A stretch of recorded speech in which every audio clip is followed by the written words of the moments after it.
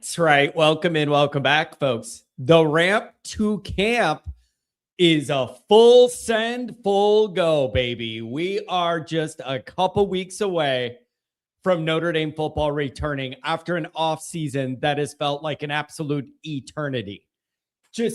I was thinking about it yesterday. Just how painfully torturous this particular offseason has been. In every offseason, diehard college football fans, you're waiting to get to the next season, and it just seems like such a big wait, and you're frustrated and all that. This cycle in particular has been excruciating in a unique way. And some of it is just the math of Notre Dame season ending on, I think it was December 9th. And so you didn't have a whole nother month to wait for like a non-playoff bowl game, whatever, but it builds you another month, and then there's a game, and then you react to the game, and it builds you like a month and a half out. God forbid you're in the playoff and you make a run, and it builds you, through December and through January. You didn't have any of that. You know what it feels like on a lower level? This is going to come off wrong, but I can't think of any other way to describe the feeling.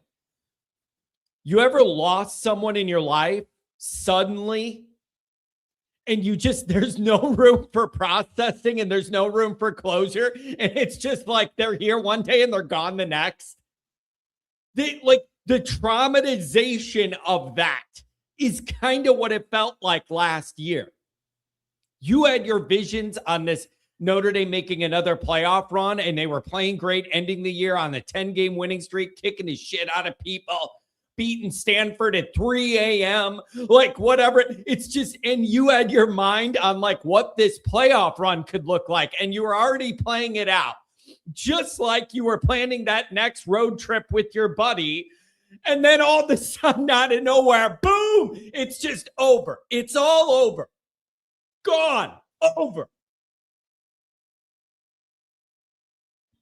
That's kind of what last year felt like. And that scar tissue that I wish you saw.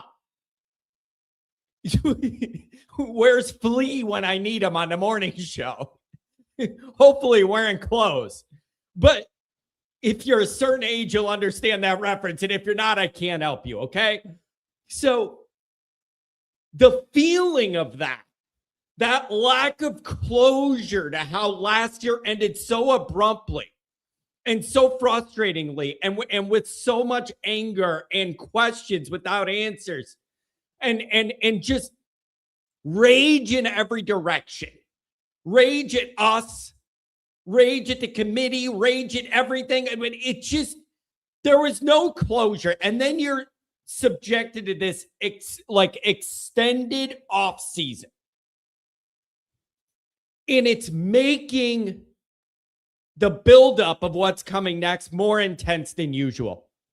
And it's just, every Notre Dame season is a big deal. The stakes are high. You get into every regular season and you're like, oh, this is a huge year for Notre Dame. You know what I'm waiting for? I was thinking about this. It's such a trope. And I'm guilty of it too.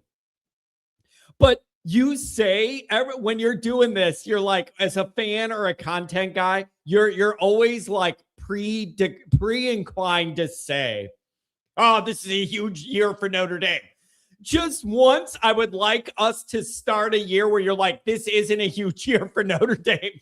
Like, you know what I'm saying? Every year you find an angle of why this year has outweighed importance over some other year. And you're just like, oh, this huge year for Notre Dame.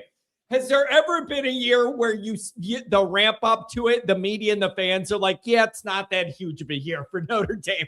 So like, it's a trope to say, oh, this is a massively important year for Notre Dame football or whatever, because we say it every year. But I'll be damned if this one doesn't feel weightier and heavier than most. all of the circumstances built into what this season is going to be, it just feels heavier. It feels weightier. It feels like a more important barometer of where things are at than normal. Every year's a big year for Notre Dame. You got to have a good year every year for Notre Dame. That's always true. But I'm telling you, this all feels very, very different. You're under the microscope. You're a title favorite. You got what a lot of people are saying is a first-round pick quarterback, Heisman contender. You got all the bad feelings of last year. You can't wipe out of your mouth till the ball's kicked off against Wisconsin. And so in a year that, like every other one, is critically important for Notre Dame to have a good one, I'm telling you, this one feels heavier. It just feels heavier. And it's the way last year ended, the revenge factor. I'll even put like lose death in there. I ever forgot about that being something that I still think about. And I know these players aren't like, you know what, I'm going to play a little bit harder because that 90-year-old man died. Like, I understand, but it's just all the expectations and the schedule and how you feel about the roster and how Marcus Freeman is valued in the college football landscape, and just the schedule you have that seems favorable. It's a weightier year than most in a situation where every year is important. Telling you, this one feels like a bigger measuring stick than most. It just feels like a bigger measuring stick than most. And I'm feeling that pressure building, and I can feel on the chat, like on the community chat on Patreon and on Twitter and my messages and emails. I'm telling you, man, it's going to be a rough run here till we get the ball kicked in the air. You're already getting to the point where you're sick of asking, what if this? What if that? What about this player? What if that player does good or bad? What does that mean for the season? People are over it, man. You're just ready to get the next data that gives you the answers. You're just sick of playing these games of what if this and what if that and what could go right and what could go wrong. And if this guy does this and then this and that. People are already getting burnt out on that. And you still got a while to go before kickoff. We just are ready to get the data. Not the questions, not the theories, not the proposals, not what if this, that. People are just ready for answers again. And this is a unique challenge for Marcus Freeman and Notre Dame. You're in a unique position here as the hunted. And you're always somewhat daunted because you're Notre Dame. Everybody circles you on the schedule. We all know those tropes. Hey, Notre Dame gets everybody's best shot. You know, we all know that. You can live off beating Notre Dame at a lot of these schools, even if you have a crappy record otherwise. Like, we all know the dynamic of the target Notre Dame is. It's even more than that this year. It's more than that this year. It's just everything. Like the SEC said, yeah, it just means more. Like it really feels like it does. And the question's going to be, how does Notre Dame handle this unique pressure of not chasing, but being a favorite? That changes things. Even with Notre Dame having the always Notre Dame target on it that it has. When you're considered a title favorite and you got a Heisman level quarterback getting all that hype, you're a bigger target than usual. And it's going to be up to the maturity level of this program to prove they can handle this dynamic. Okay. ND Schmitty 17, bringing my 13-year-old daughter to her first ND game this year, SMU night game. Let's go. It's always a beautiful, you know what? One of my favorite things to do is bringing a person to Notre Dame for the first time. It's just like you love the place so much. You're excited to show somebody else all the cool special things. It is a really cool thing. I always get a thrill and a kick out of bringing people there for the first time. So that'll be quite the moment for you and your daughter. And hopefully, if we're going to be honest about this, But play this out down the road of this schedule. If I'm being completely straight up about this, that SMU night game at Notre Dame should be a playoff game for both teams. It should be a playoff game for both teams. SMU should go in there with like one loss at the most. So like that's not a typical senior day thing, I feel like, to have like the playoff on the line for both teams on the senior day dynamic. But I think SMU should be in position there for this to matter at a playoff level for them too. And so like that's going to be a big moment, and it's a night game and it's senior day. And like, and the other reason I like this is, you know, you look at last year, the back half of that schedule, Notre Dame was trying to make up for starting out 0-2. The issue I think you ran into, and I really do think this negatively impacted us, none of those teams on the back half of that schedule moved the needle at all. And it didn't matter if Notre Dame beat them by 70 or whatever. They did not move the needle at all.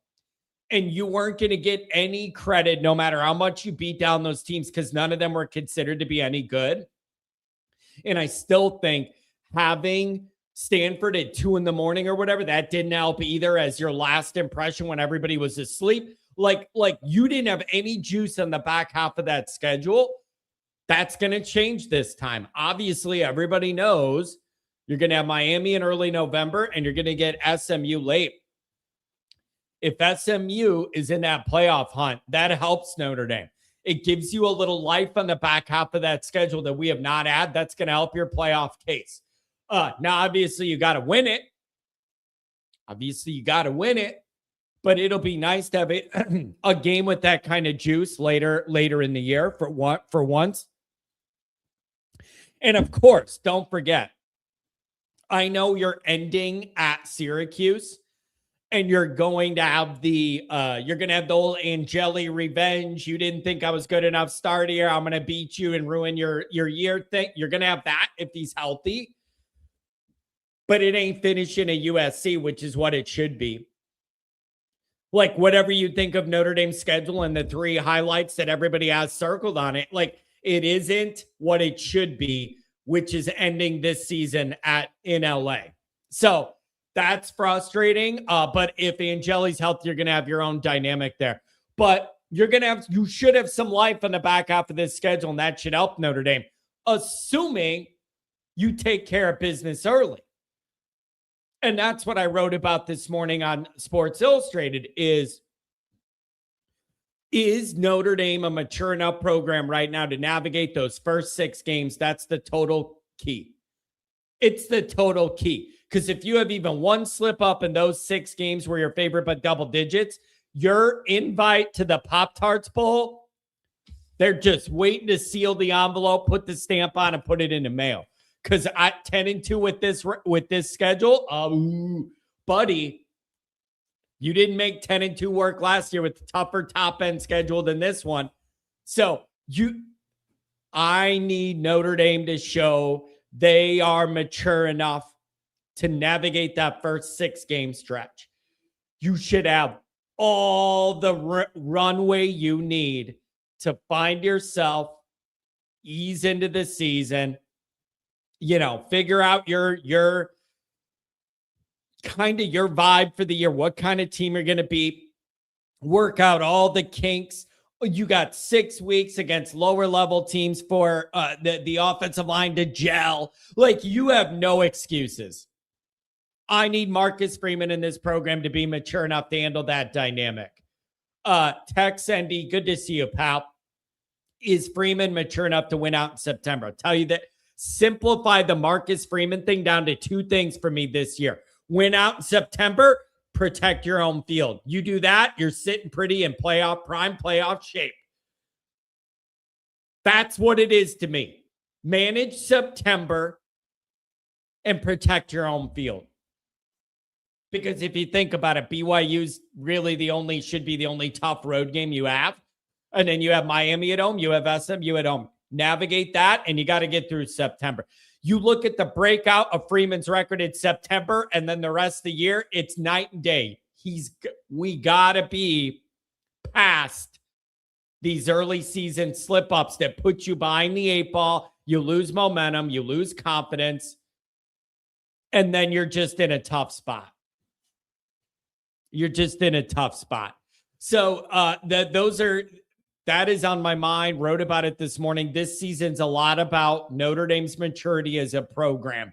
And you got to prove some of the things that have held us back are not going to hold us back again. Let's get going here. We got a couple of people that want to jump in early. We'll see what they have to say.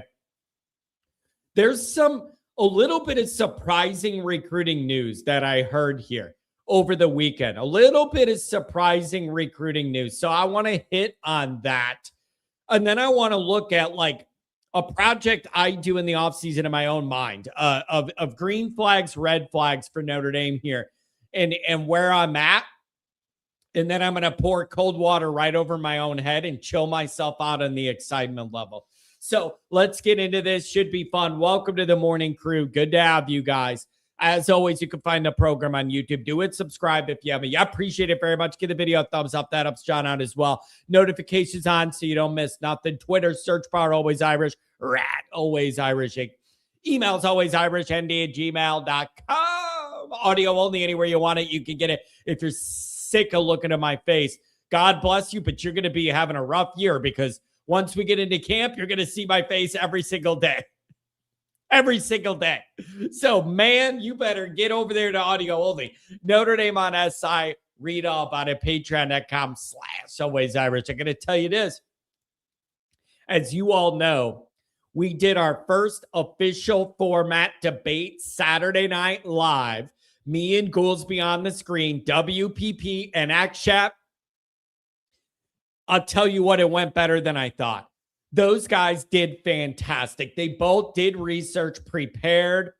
We did an official debate style with like each guy gets 6 minutes. Then the other guy gets 3 minutes to cross-examine. Then they get a break to recalibrate their notes. Then the other guy gives their main thesis. And then WPP got to cross-examine. And so I just want to say those guys did great. And I want to give a specific shout out to WPP. He knew he was going against the grain and was on the side of this that wasn't going to be popular and was going to be hard to win people over on as far as his debate angle. And he hung in there and did an admirable job because he knew he was going against the grain. But you know what, man? It takes a lot of balls for you not to just be in the chat on Patreon running your mouth or whatever, but to actually like be willing to throw your hat in the ring and do a public debate in front of everybody with everybody judging you. So that's not easy to do. And I credit both those guys for doing that. And so we had a really good crowd and a really fun time doing this. And I can't wait for the next one and to see what debate comes up that people want to, that they want to talk about. So really, really, I thought a good job there. Good job there. Andrew Gilmore. I do think things could start slower than we would like on offense as they figure out who's going to be the playmakers, but no excuses at all on defense. Such a veteran D. Well, I could see this. Robert, no, he did not. I could see the offense starting a little slow. I could see that. That if you look at all the moving parts Notre Dame has offensively, Dave the mailman coming up, Tyler, you guys are going to be the first two up. If you look at all the changes offensively, yes, the most important piece is Carr and he's returning, but you have a reshuffle to the offensive line to think about. You have the new running back dynamic to think about. You're still, I think, figuring out the tight end roles. Who's going to be more of a blocking type guy? Is there one that could go out for a pass and you're comfortable with all that? Then you have the entire wide receiver dynamic of like everybody in Notre Dame land kind of feels better about the wide receiver group. Yeah, but we've said that for 5 summers in a row, only to be let down most of the time. So like, believe it when I see a Mylan Graham. Nobody's seeing Quincy Porter, but I'm kind of relying on him to be a big part of all this. Like There are moving parts that have to slot in and fit in all over this offense.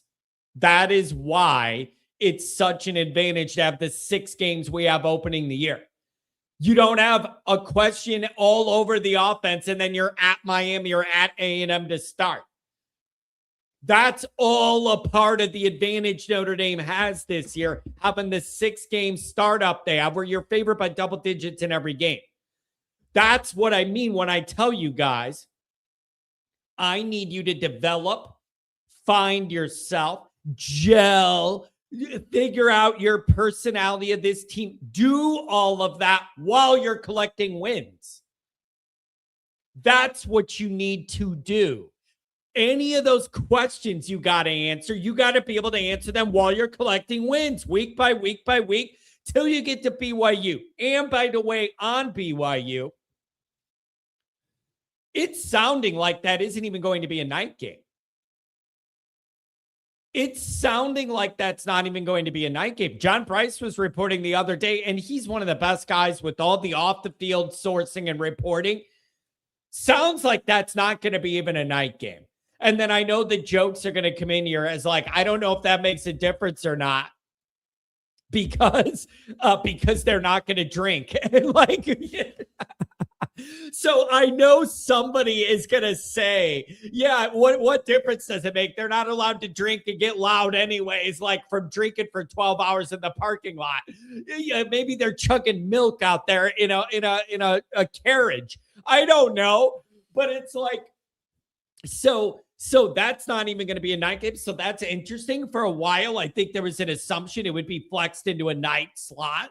That's not going, it looks like that's going to be, there's another bigger game they're going to want to put at night in the prime time thing. So like, I don't know whether you like that or don't like that. If it's like a mid-afternoon kick, my time or whatever. So I don't know. But you got, never in my adult life have I seen a 6-game stretch start a Notre Dame schedule that is this favorable. And if you don't handle it and collect all those wins, we're going to have some very tough discussions. If you're not able to do that and you are buying the 8-ball going to BYU with the loss, nope. Pop-Tarts Bowl is calling your name and you may not be able to turn it down this time. So, like, there's a thin line between a deep playoff run and a Pop-Tarts Bowl. 10-2, Pop-Tarts Bowl. So you have no leeway to lose any of those 6 games. You have got to take advantage of the most favorable opening schedule I can ever imagine. So it's about Notre Dame's maturity as a program. Have they arrived? Are they in the mental space to be able to do this? Because I know they have the players to win those first 6 games. It's a matter of putting it all together, being mature enough to do it. 5-1 going to BYU is real bad. You lose a second game, I'm telling you, Pop-Tarts Bowl, first team out again. How? You got to explain to me. You had a tougher schedule, in my opinion, last year than this year. 10-2 didn't get you in last year. Who could feel comfortable logging in at 10-2 this year thinking it's going to be different? You could say the MOU will out because Notre Dame's guaranteed if they're in the top 12 to make it and not get bumped by the junior I teams we put in the biggest tournament of the year for some reason I don't understand. We're going to put the best AAA minor league team in the Major League Baseball playoffs. That's what they're doing. I don't get it. Different competition. It makes no sense. Anyways, you could say all that, but 10-2 is an absolute nightmare disaster here. 10-2 is a nightmare disaster. So it's got to be 11-1 at the worst. And that one better be last second great ball game type stuff against Miami or something. There's a lot of meat on this bone, folks. Notre Dame's got to, this is about program maturity. Program maturity. And it feels like Notre Dame's ready, but I've been fooled before. So they got to do the job. But yeah, that offense has a lot of moving parts, and you may need a few weeks or a month for it all to get put together. Yeah, it's a good thing you have this opening schedule where I always talk about winning margin. And the bigger disparity there is between your team and the other team, you have a wider margin to not have to play perfect and still collect a win. I've never seen an opening first half of the year that offers Notre Dame this kind of winning margin. You've got to be mature enough to handle it. Marcus Freeman, all the stuff you do that I love, you were the right guy at the right time to take this program over amid all these changes in the sport and at Notre Dame. He was the right guy at the right time to navigate all these changes. Win out through September, protect home field. That's it. I could sum my expectations of Freeman down to those two things. Win through September, protect your home field, and you're in prime playoff position. Prime playoff position. Okay? So, I don't know. John, if Marcus loses to Rice, you should want him gone, as everybody should. I know I'm being disrespectful, but I've been walking around telling everybody you can't lose to no food a week, too. You can't lose to a food. Who's your third game? A fried chicken? I don't know. What's the fourth game? Pizza? You can't lose against a food. You can't lose against a food. I can't wait for that matchup week 5 with chicken strips. You can't lose to a food.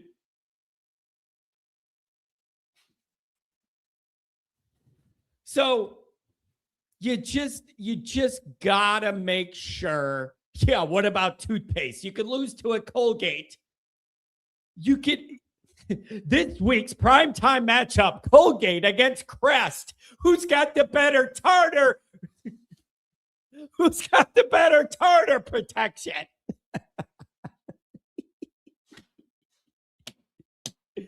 Wisconsin talking smack. They're ready for week 1. Okay. All right. Whatever you say. Whatever you say. The coach they wanted to fire but didn't have the money or the balls to do so is running their mouths. Okay. Whatever. It's as good as any other strategy they have. How much rice you got, buddy? Yeah. So I don't know, man. It is tough stuff. Couple chats. Then we're going to go to David Tyler to start us off. Good morning, always Irish Nation. Great debate on Patreon. John, hats off to both participants. Only 48 days, summer flying by. I'm telling you, it takes guts to put yourself out there and publicly debate something with everybody judging your performance. Takes a lot of guts. Nikki Dean loves to be heard and seen, and this time he's being heard and seen in New York, where the rats are the same size as your dog. Still in New York. Won't be able to join this show. If anybody ever goes to New York City, you got to get a sandwich at Cat's Deli. Oh my God, it was worth it. Yeah, I've heard good things about it. I have no plans to go to New York. Philly and Boston were good enough for me. I have no plans to go to New York. Saw Marcus on the Stephen A show. Looks like he's got a new haircut for the season. No more paint lineup. What did Stephen A yell at him for the whole segment? Like, I'm a guy known for yelling in my content. I just feel like every time I see Stephen A, he's yelling whatever it is at me. I'm like, dude, slow down. Take it easy. He's always yelling. I'm telling you this, though. What a long way we came from Charlie Weiss's last belt loop to Marcus Freeman's spray painted hairline. Like, we've come a long damn way, man, from that. I love how that's always a narrative, analyzing Marcus Freeman's hair and those curls on the side. Are they painted on or are they legitimate? Oh, man. Look at this. I respect the hell out of this, Phil. Played some hardcore beer pong all Saturday night. I'm still recovering. Old school, man. You can't beat a good old-fashioned game of beer pong. Like, it's just an innocent collegiate joy. And Pat and I spent many a weekends playing beer pong all night. So God bless you, Phil. You're making me feel young just by hearing that that's what you did. It's a $30 hour from one of our debate contestants, John and Mike. Thanks for organizing the debate. Respect to Mr. Shakar. It was telling you guys, it's real easy to sit there and run your mouth about the ideas that everybody's right or wrong about or whatever. But to put yourself out there, debate is a tough thing to do. And we had a good crowd judging everything these guys were saying. So really, really good job. Yeah, Angela Rudiger says, and me. Angela was in the mix too. A lot of beer pong played around our places. And so a lot of good nights there with the beer pong. Have you seen Charlie Weiss recently? Now, I have not seen Charlie Weiss recently. Did he, is he on the GLP or whatever, lost a bunch of tonnage or what? Mr. Shakar did win in the post-debate poll. But I got to tell you, everybody kind of figured that was going to happen. Like WPP was in a tough spot trying to defend that Marcus Freeman shouldn't be a top 10 paid coach in the sport. You're going against the grain there. So, like, I expected Mr. Shakar to win, but I say WPP was in a losing position to start out, and you were never going to make up that ground. I think it was more about presenting the argument to make people see it the other way, even if they weren't going to agree with it, just to have people see it the other way. Okay. But whatever, it is what it is. It is what it is. David, let's start it out. And then I'm going to get into some recruiting talk. David and Tyler will come up. I got really interesting recruiting nugget here, and it isn't even about Parks. So stay tuned for that. Good morning, David. What's up, man?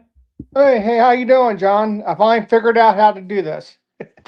I'm glad. I saw you popping on and popping off. I figured you were trying to get it set up. It's a little quirky, but once you figure it out, then you have it down. Yeah, I'm not too bright, so that hurts me right there. Well, good morning, man. What's going on? We got 48 days, couple weeks away for practice camp starting. What's on your mind, my friend? I'm so excited about the season. We haven't played since November. It seems like forever. And the excitement I've had for this year is probably the highest I've had since, 93. 2006, I kind of knew that we all knew the defense was going to be bad. And unless the offense scored over 40 points a game, we weren't going to win. And you know what? Very good point bringing that up, because when you want to talk about Notre Dame being ranked in this preseason top 5 this year, which they will be in a couple weeks when the rankings come out, that was the last year I remember Notre Dame being ranked so high preseason. I think we were number 2 behind Georgia that year. And It would have been Brady Quinn's final season. You had the 05 excitement, whatever. And so I think this is the highest preseason rank we're going to have since then. And it just feels really different this time. It feels different, but I need it to be different. It will be different.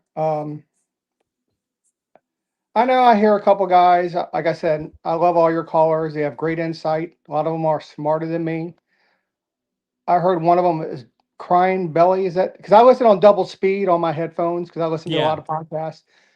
He's always saying, well, we have a 1. I go, when have we really been a contender since 93? So you got what you read. We haven't been that good. And I know he has a love affair with Brian Kelly for some reason, who thinks he's the greatest coach of all time. And he compares Marcus. He says Marcus is not under pressure. Marcus is on a lot of damn pressure. The last 3 national champions are from Michigan, Ohio State, and an in-state, a premium loser, Indiana, who probably has the college football. No, the pressure is ramped up this year. So when we say we're giving them excuses, I'm not giving them any excuses. But I got to put things in context, because when he gives his information, he always leaves out of context. I'm going to start from the beginning. Brian Kelly came here in 2010 and 11. He lost 10 games, 5 games in both of those seasons. Look at those rosters. Look at all those pros. The 2011 team was the 2012 team. He lost to Navy his first year and got blown out in the Meadowlands. Lost to Tulsa after he said, get used to it.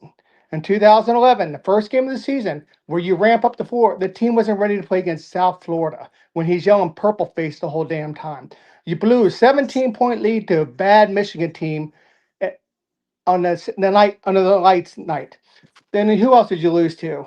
I mean, he never beat a good Michigan team at Michigan. He never beat a bad Michigan team at Michigan. 2012, great season, but we got lucky against Pittsburgh because we had 2 guys on the field and the great goal line stand, but it was great. But the whole time he was trying to leave. So in his fourth year, he lost 4 games again. He lost to a bad Pittsburgh team. Well, but he beat Rutgers in Pinstripe Bowl, so that saved it all. His next year in 2014, we're 6-0, ended up 8-5. We lost to Arizona State, Northwestern because he went for 2 with an 8-point lead, and we ended up losing in overtime. We lose to a backup quarterback for Louisville. 2015, we go 10-3. We go to Clemson on the Saturday night special, which Kelly loves to do. Team's not ready to play. He goes for a 2-point conversion in the third quarter instead of kicking the extra point. So we had to go for 2 to tie it up, and we lost because the team wasn't ready. Then we beat a great ranked team in Temple that year. Then we got blown out by Stanford at home at Stanford again, and got blown out by Ohio State in the bowl game. Typical when he played against a class team, he got blown out. This is the killer. In his 7th year, with 7 recruiting classes, he went 4-8. Look at that schedule. That's soft as butter schedule. He gave up to 50 points to Texas, who had 5 losses that year. Then he also lost to, who did he lose to? Michigan State, who lost 9 games. He lost to Duke with a 14-point lead. He lost to NC State that year. Oh, the great Virginia Tech team that was bad here. Oh, yeah, I forgot. He lost to that tough Navy team again. Then 17, we got things back on the roll. We lost a close game against Georgia. Guy made a great catch to beat us. But we had our Saturday night special come out again. We go to Miami, top 10 matchup. Game's over in the second quarter. Then, we lose to Stanford at the end of the year again. Then we beat a 4 or 5 loss LSU team in the bowl game. 2018, great job. Went undefeated, right? But when we get in the bowl game, we lose by 30 to Clemson because one injury. 2019, talking about a soft schedule. We played one tough team. Georgia, we lost down there because you did not play to win. Then we go play a bad Michigan team who Harbaugh had not beat one rival during his time. No, he's under fire that Saturday night. Game was over in the second quarter, another Saturday night special. And we beat that great Iowa State team in the bowl game to save the season. 2020 might have been his best coaching job. But you know what? We beat Clemson. And I remember crying saying, well, Marcus Freeman's best win was against Clemson with the backup quarterback, DJ. Well, that DJ got through for almost 500 yards and took us to overtime. Then when we played the real team, we lost by 30. Then we played Bama in the bowl game. They took it easy on us. We lost by 14 or 17. They called off the dogs. We were no threat to throw the ball or anything. The 21, talk about a soft-ass schedule. One team, Cincinnati, at home. Team was not ready to play. He's screaming at everybody at halftime he's going to fire their asses. And did nothing. Now, and he had 4 years at LSU, never won a bowl game. So in 16 years as a major college coach, he never won one major bowl game. Now, let's talk about Marcus Freeman. He stumbled out of the gate. I know everybody likes to use Northern Illinois. But what happened after Northern Illinois? We made the damn playoffs. We didn't lose one game. We're killing people. Then I hear Brian crying, talking about, well, you beat Indiana, but they're a bunch of 2-stars. The same 2-stars that just won the national championship last year, right? But that game doesn't count. Let's take that game out. Then he goes, well, we're lucky that Georgia had a backup quarterback in. You mean the quarterback that everybody told us they're going to beat our ass when we played them? Beck was terrible that year. They were losing the SEC championship game until Gunner came in there. Now let's talk about, the offense was putrid. Let's talk about, he never mentions the injuries we had going into that game. We're missing 60% of our offensive line. Our best running back, the best one in the country, was on one leg. Now let's go on to defense. Our best corner, Morrison, didn't play. Mickey quit after 4 games. That was our nickel corner. 27, KVA was just coming back. He wasn't 100%. Now let's do the defensive line. 47 quit, our best backup during the middle of the year.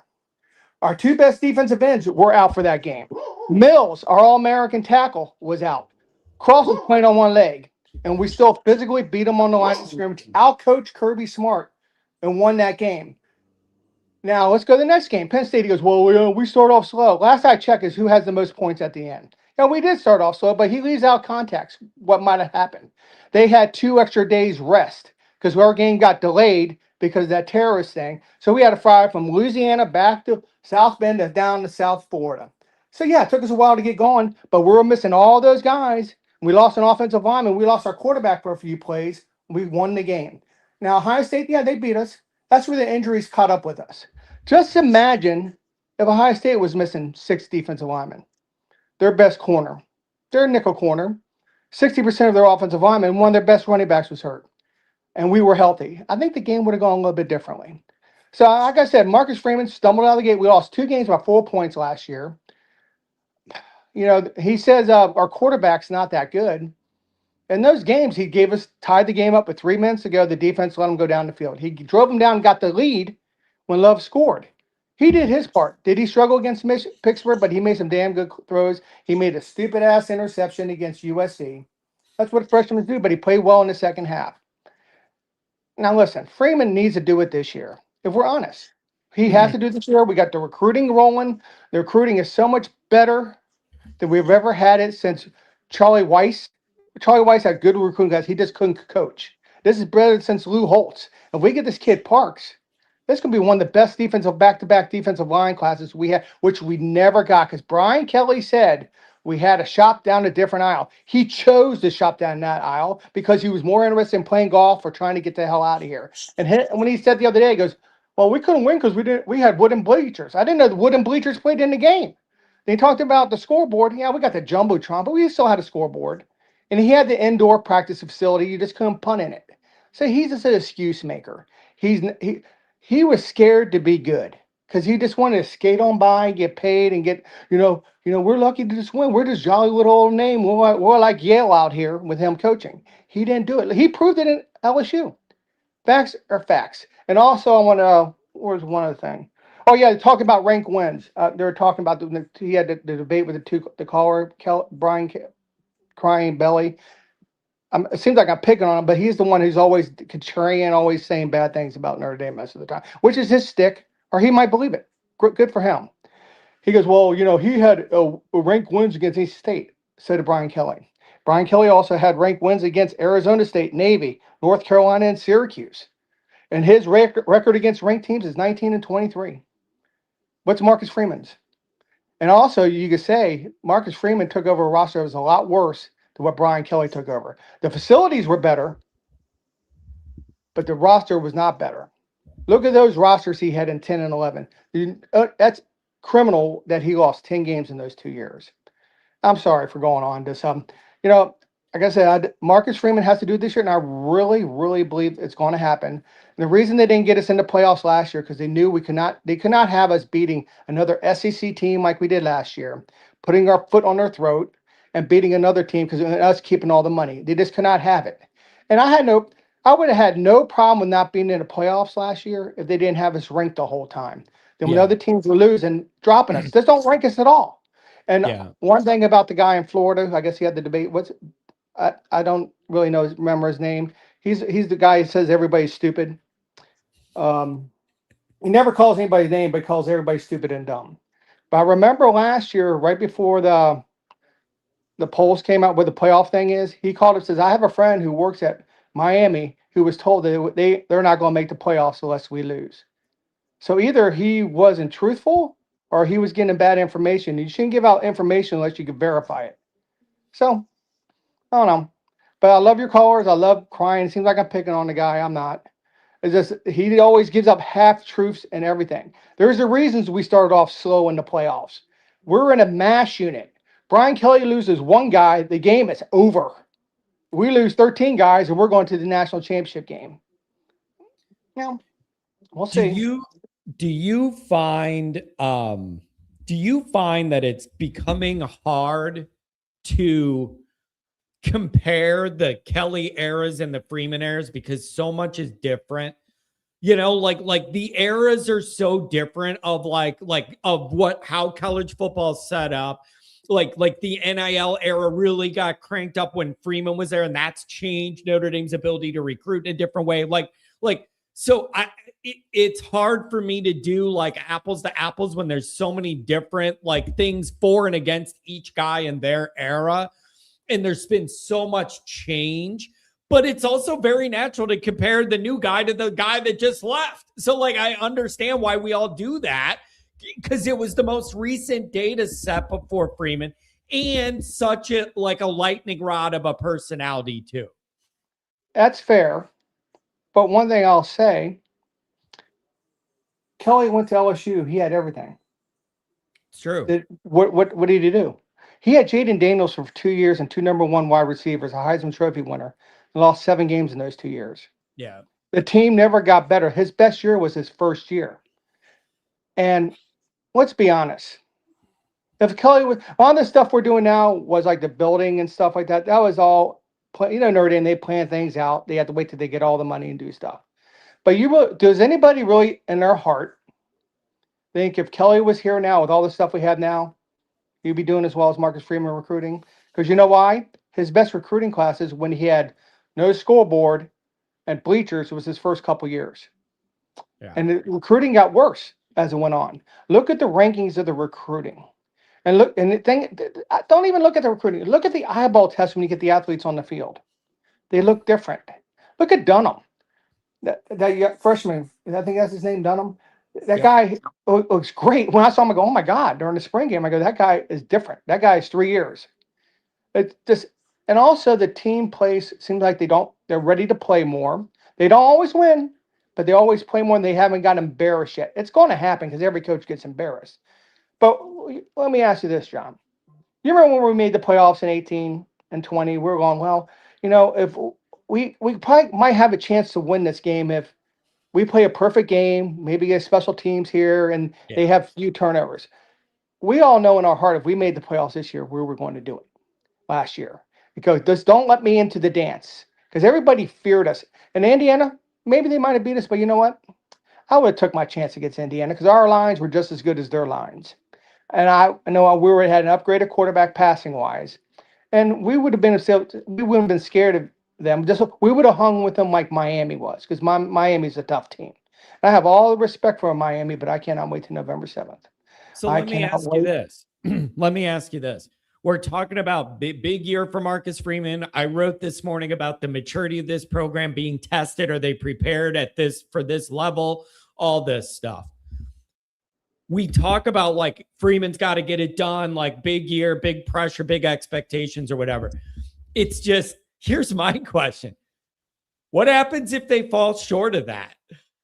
Then nothing. Like we're just gonna all complain and then say do better next year. Like it's like title or bust or whatever. But like if I'm wondering what that is on the downside, other than we're gonna be really mad and say do better next year because Freeman ain't going anywhere. You just gave him the big extension, right. So it's just like I just need it to happen, but I don't know what the fallout's gonna be other than frustration and disappointment. I don't think there's gonna be a tangible fallout if they fall short. Well, if the team is healthy and they lose 2 games, we need to have a sit down and have a talk. Now, CJ Carr. Yeah, that's a good way to look at it. If you're healthy and you lose 2 on this schedule, you're really messing up. You're really messing up. If we lose our quarterback, we got a minute and we're in trouble. Also, I want to mention about the guy in Florida, about the quarterback thing. You remember in 2023 or 24, he called up and goes, I don't like Marcus Freeman because he's running up the score passing with Steve Angeli. Yeah. Right? Thank God he did. Because you know why? He was ready to play the Penn State game. Because you let him run the offense. That's the reason you do that. So that's one thing. No, but if we lose Carr, we're going to have a question. But if everybody else is healthy, there's no excuse. Sorry. Unless some fluky thing happens, like I don't even think about that because I'm not a negative person. I really think this is the year to do it. I think the Lou Holtz, this is where we're grasping for straws here, the Lou Holtz thing. And I just think this is the time. This, if not now, when? Yeah. For Christ's sake. I mean, this is the time. You're in your 5th year. You got everything you wanted. The defensive line, you're 2 or 3 deep now. We have a lot more. We got Keely come back.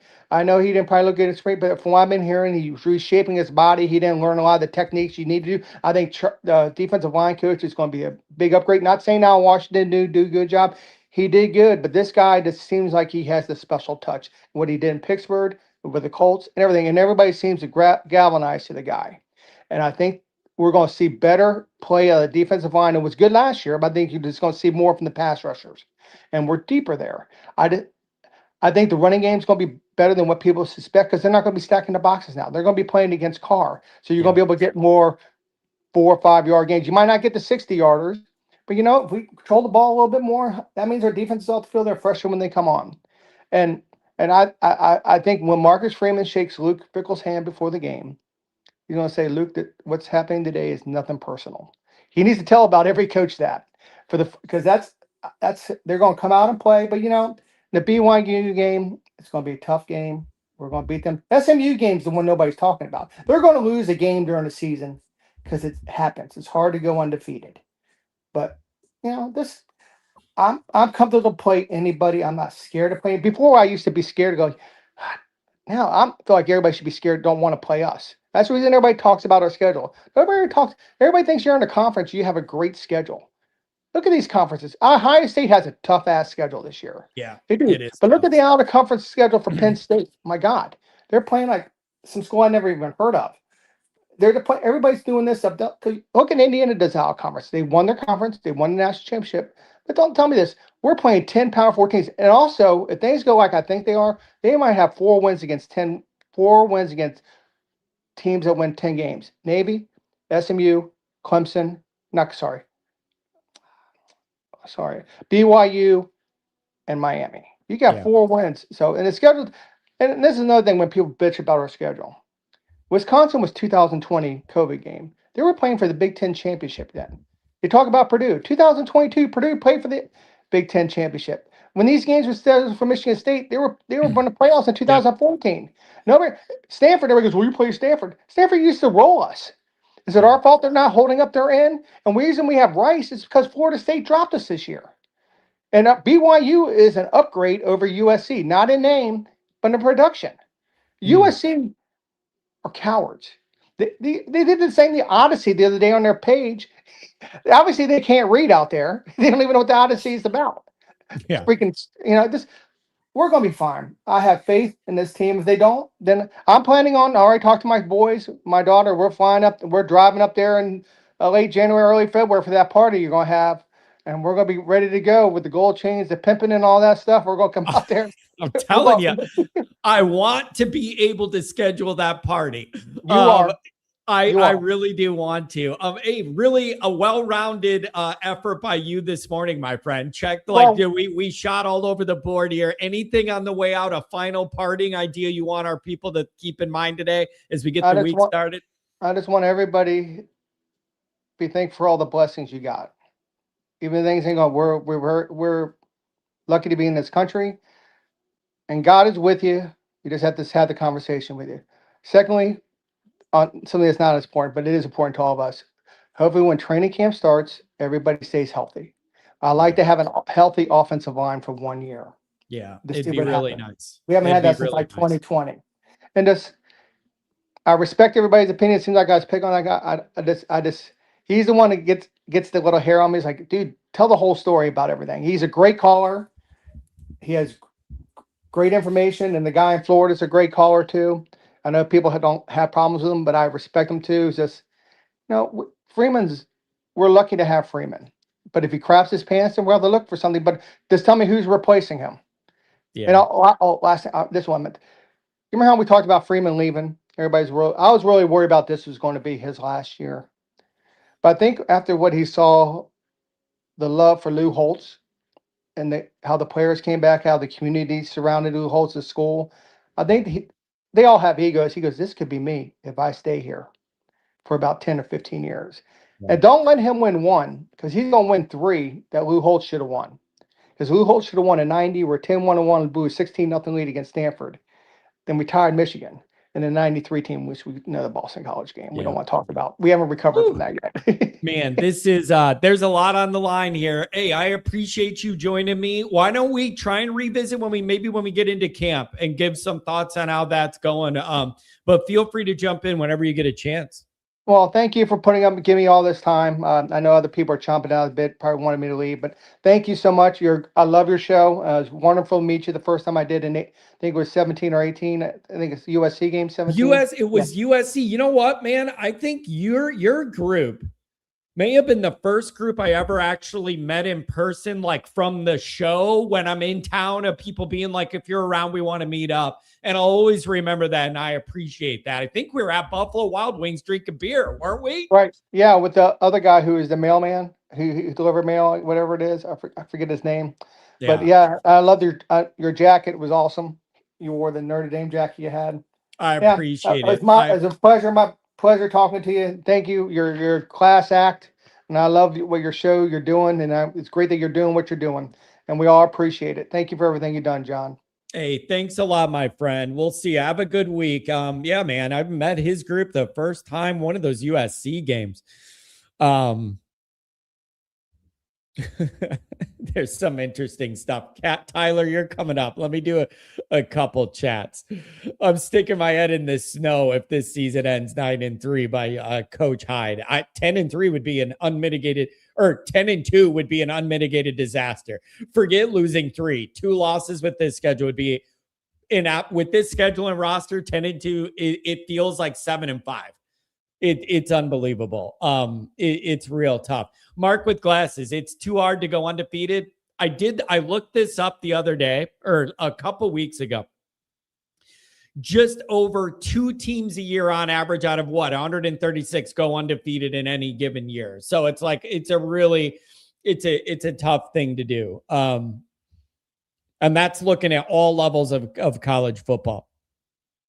Andrew, I do appreciate how fans love and embrace Freeman. I just don't understand how people could be so satisfied by Freeman being better than Kelly.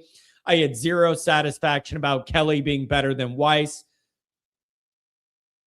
A lot of this is personality based, Andrew. You like look at more data and results. Never underestimate how much people don't like Brian Kelly. That is a huge part of all of this.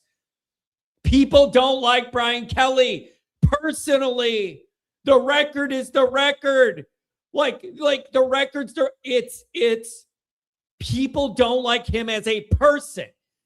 And then you have Freeman on the other end of that, where he's so likable as a person.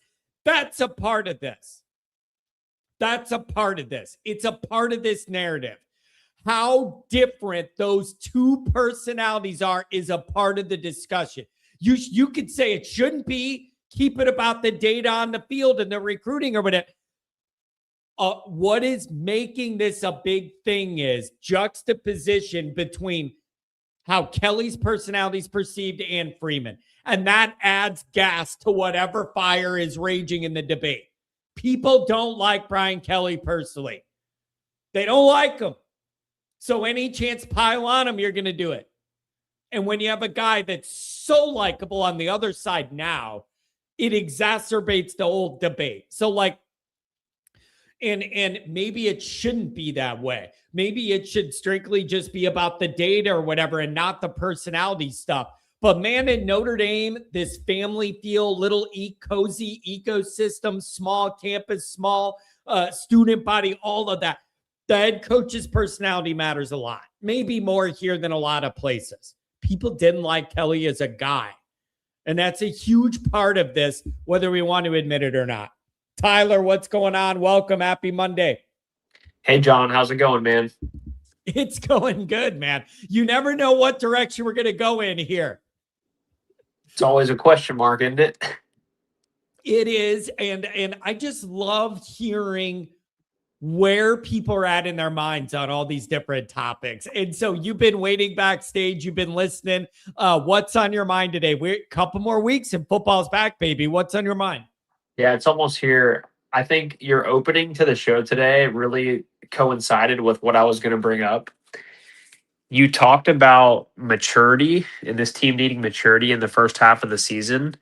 Well, I just saw something on Twitter this morning that we're going to be the 13th youngest team in the country. So, I mean, how do you feel about that? Us needing maturity, but also being super young. I think you've got to have the right leadership in the right places. Does that make sense? Like, I think you have some defensive leadership there and experience. And quite frankly, CJ Carr's got to assume the leadership role of that offense. It is his boat to row this year. There is no love getting all the headlines on offense or whatever. It's going to be Carr's show to run. And Freeman has got to prove he's hitting his stride and he's in his prime and he's over some of the September slip-ups, losing to teams you have no business losing to, protecting home field better. So there's got to be a balance of proper leadership coming from the right places, blended with letting some of the young guys just let it rip and go play, right? So that's what it's got to be. But it all starts with Freeman. He's the head guy, and he ain't the new one anymore. Not at all. And this is year 5. It's crazy to think that. But, yeah, I just don't want this excuse of being young to like show its head or come about. It needs to be a well-oiled operation, and I think you're totally right. It starts with Freeman. He's got to set the tone, and I hope they do that from the beginning of the year. And we talked about this. It's like you said at the beginning of the show. We're almost tired of talking about it. We just want to see it because it's getting closer and closer. But I really think September, Freeman's got that circled. He knows he has to get started on the right foot. Yeah, it's in you have every advantage you could want. Notre Dame usually never has going into a year. Favorable opening schedule. It's just, it all kind of lines up for it to come together this year, but only if Notre Dame does the right things, man. And before we talk about the trip to BYU and all of the circus, Miami's going to be at home, and is SMU in playoff position when we get to that point, the first 6 games where you're a double-digit favorite are where the discussion needs to start. You need to prove you can handle that segment before I look at anything else. You've got to prove it, and it's got to be different, and it's got to be fairly decisive every week. I think so too. And if it's not, then you go into the back half of the schedule thinking, okay, like here we go, better buckle up and get ready. So yeah, I think the first half of the season really is going to tell us a ton about what to expect in the back half. So, but like we talked about, Freeman gets better as it goes. So if he starts hot, I think really that's going to be looking really good. That'll be looking really nice. Yeah, and then Tyler, here's what I struggle with though. When I write about this or I talk about it, here's the struggle I have. I don't matter. I'm not in the building. I hope the players are not watching my show, like for their mental well-being. I don't need them in my head. So I hope I don't matter. And what I say and write and think doesn't matter it shouldn't matter to the team. But what I'm saying is, where is the balance we strike between having a lot of confidence in this team this year, but not being overconfident where it's cocky and you set yourself up to get clipped? Like that's where I struggle. I want to be confident right up to the line of being cocky to where it becomes dangerous. And I just don't know where that line is of how confident I am of what this team should do to Wisconsin week 1, but without being cocky to where it comes off like you just roll the ball out there and you're going to win like you thought you were going to do against Northern and Stanford and Marshall, right? So that's where I don't know. Where is that line, and how do you straddle it responsibly to show confidence, but not over the line to where it's taken the wrong way? Well, I think when you talk about that line, it's tougher now because the program's in such a better spot in terms of recruiting, the staff, just the roster talent. Before, yeah, we'd have optimism no matter what, but now I think that line's a little harder because we almost want to be a little cocky, but we have the 30 years of, well, maybe we shouldn't do that because when we do that before, nothing ever good comes out of it, right? So I think the line is a little bit more difficult to find and to establish because of how different the program is than it's been in so long. Yeah, it's in the other thing that I think about too, and I don't know if this is true or not. I mean, good teams could get upset at any time. I'm just saying, I've been asking myself this offseason, man, is the talent on Notre Dame's team good enough that alone could prevent one of these absolute catastrophes against a team that has way less talent than us? Is there a level of talent where it's just even if you're sleepwalking, a few guys are going to make enough plays that you get out of the situation with the win? And I don't know whether that's a reality or if I'm trying to find a comfortable parachute here, or a part of me just do you just have enough guys that they're going to make plays even if you're not playing your best today and you can collect a win and move on? Is this program at that point with the talent? I don't know. Yeah, and it's going to be interesting to find out because obviously every team isn't going to come firing on all cylinders. There's going to be games where you have a slow start or somebody gets dinged up or whatever it might be. But yeah, have we turned that corner? I think we've mentioned that the last 2 seasons, maybe. Have we turned that corner? Obviously, last year it was a no, which started 0-2. So with the schedule was different, but yes, have we turned that corner to everyone can look at Notre Dame and say, hey, this is an elite top 5 program. We're Yeah. going to see the first 6 games. It's truly, have we turned the corner, and we'll know by the results on the field. If we're kind of having a couple slow starts, couple close games into the third or fourth quarter, maybe we haven't turned it. But man, at this point, I'm just ready for it to be here. We're about 6-7 weeks out. Let's just get it here and play. Yeah, you want answers to the questions we've all been asking for months and months and months and debating in our own minds and with each other and everything else. Like it's time to deliver, and it just feels like the recipe lines up this time, man. Like this schedule, if you don't take advantage of this schedule, I cannot help you. I never remember a 6-game stretch opening for Notre Dame that's more favorable to build confidence, build momentum, and collect wins than this one. And if you can't handle that, then I just can't help you. Something's wrong with what you're doing or the messaging or the guys you're empowering. If you can't take advantage of this situation, something's really wrong. Yeah, and I just find it. I don't know. Obviously, anything can happen, but my brain power and my mental capacity towards this just tells me like Freeman will not go down this way. Like he's getting into the playoffs this year. That's my gut and heart like feeling for it.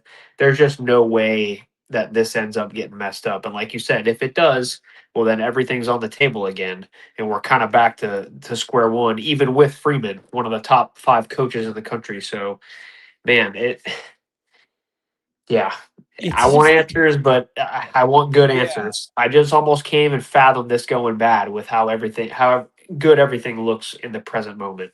And I feel uncomfortable a little bit in this way. You're getting all this preseason hype. Freeman's considered a top 5 coach, whether WPP or anyone or crying or anyone else agrees. That's his value in the perceived market. Like whatever, Heisman level quarterback, like great defense, whatever. All these things, the favorable schedule. Okay, you're gonna be a top 5 preseason ranked team. You have all of this hype around the program, and it just makes you a little uncomfortable because it's like cart in front of the horse a little bit, and now all of this is being built up, and it's just I need the data to match it, and you don't have that right now, and you're sitting here with this uncomfortable waiting period being like I want to get to where we could prove that all this stuff is legit and not just bullshit Notre Dame hype for another year. Yeah, just super intriguing first half of the year, and everything's building up. And this gets, I'll let you get to the other callers and point to the show, but this goes back to everything that we've been talking about schedule wise. When we look back at this, we could easily have 3 top 10 matchups on our schedule at the end. If BYU is really good when we get to them, Miami and SMU. So the schedule really might not be as bad as it looks right now. Who knows? Like we could have 6 or 7 bowl teams on there, like I said last week when I talked to you, with 3 top 10 games on the schedule. So I think we just got to navigate the first part, stay healthy in the first half, and then when those big moments come up, this is Freeman's time to shine. It's his time to say, you know what, I am here. I am top 2, 3, 4 coach in the country. Let's go. So, man, it's a prove it year. It's a staying power prove it year. That's ultimately what this is. Yeah. And somebody said a lot of Freeman's value is coming from the rise in recruiting for Notre Dame and not necessarily like the on the field results yet. And like I do understand that. Like when you're trying to analyze a head coach's overall value, there's a lot of factors that are weighed, and some of them weigh more or less favorably depending on the strengths of that particular coach, whatever. But like the recruiting's the recruiting. But what good's the recruiting if it never lines up with the results on the field, right? Like that's good for a lot of off-season hype and headlines. But at some point, the results need to match what you view that recruiting as being. And it's like it feels like you should start to see those returns kicking in now and moving forward. I would say so too. Like you got to think the results kind of lag behind the recruiting, maybe just a bit, right? So we're in that perfect window. This is his 4th or 5th recruiting class now. I mean, is this the year where we start to see like some dominant, high talent football on the field? So man, we're there. We're here. Like I can't wait for Under the Lights, Lambeau Field. It's here. It's here. Yeah, it is. And you know what else too, man? This long, painful off season, it makes me remember why we love college football so much. It is the shortest regular season of any major sport. And it just makes me want to value each of those 12 games, even if it's like a lame game against Rice and you win by a lot, to value and cherish that thing. Because you only get 12 of them, and the rest of the year you're in pain waiting to get back to it. So it just makes me value all of this once we get going. Yeah, when David said we haven't played since November, it's like, well, damn, we haven't. We missed the playoffs, didn't play a bowl game. November seems like almost a year ago, right? So, Yeah. man, Yeah. it does. It feels like it's been forever. And as excited as we are on the team and Freeman, man, we're going to see renewed energy. I think it's going to be some exciting football. Yeah. So what's the plan for the Neps for the Leps here? Miami game, is that what we're doing? Yeah, we'll be up there for the Miami game. Everything's locked in, travel, tickets, everything. So you'll get to meet my parents for the first time. They're excited to join the gang. Oh, man, it'll be fantastic. And I just love, like, for people coming from out of town or whatever, that they're gonna have a comfortable tailgate with people they know. Like, I just think that's such a win for our community, that like everybody can get together and you like know the other people. It's just, that's so much better than just like your individual family walking around campus alone and going to the game. I love the vibe we got.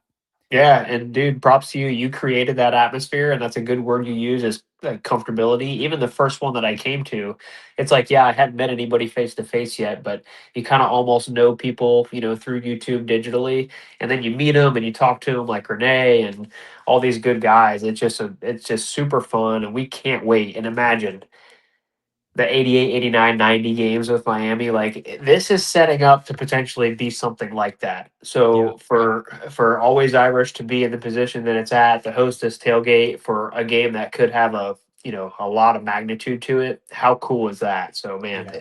it's going to be a fun year, I think. Woo, man, there's a lot on the line, and the lights at the end of the tunnel, and like getting to camp's the first thing. We'll be relieved and excited for that. And then camp will fly by, and before you know it, it'll be game week. So we just need to kind of keep our collective sanity for a few more weeks, and then we'll be back. Anything else, my friend? Thanks for joining on a Monday. No, I appreciate it. When does camp start? Do you know?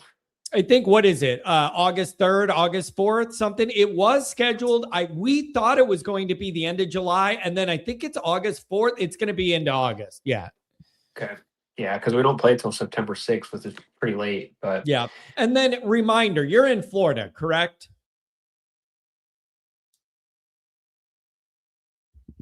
Did I lose you? I don't know what happened. He must have got a phone call. Sorry, Tyler. We'll connect on that next time. I want to talk to you about something very Florida the next time we do. Catfish, I see you trying to connect. I'm going to go over something while I see if you get connected. You're popping on and off. I don't know if it's a service related thing or what. But real quick, let me hit this recruiting piece very quickly. And there's something really interesting nugget that I heard yesterday. Number one is, I mean, this is old news now, but with Braden Parks, Notre Dame is super confident, and the rumors are silent commit behind the scenes, and now he's going to commit on the 23rd, and Notre Dame expects to win that one. And yeah, Tyler, that's what happened. That's the only bad thing about doing this on StreamYard. When you get a phone call, it boots you off the stream to take the phone call. What if you think talking to me on this stream is more important than your stupid phone call? You should at least have the option. Shouldn't drop you automatic. But what I was going to say is the Braden Parks thing, Notre Dame feels really, really good. And then you look at what that defensive line is going, that defensive line recruiting class, what it looks like with Parks added in there.